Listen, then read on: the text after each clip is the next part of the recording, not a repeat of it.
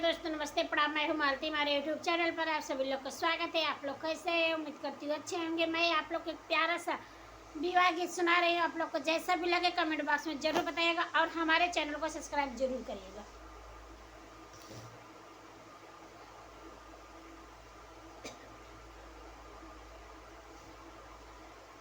घर में ऐसे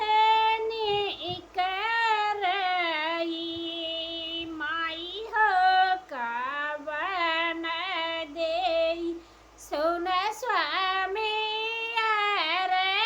जय मारे जी। घर में से माई हो कावन दे सुना स्वामी जय मारे जी।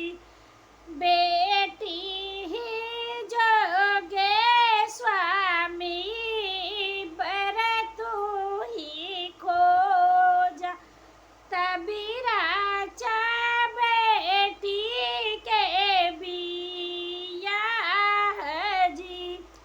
बेटी ही जोगे स्वामी बर तू ही खोजा तब तू ही राजा बेटी बिया जी। देखी लिया घरवा हो देख लिया गनवा देख लिया कुआना दुआर जी।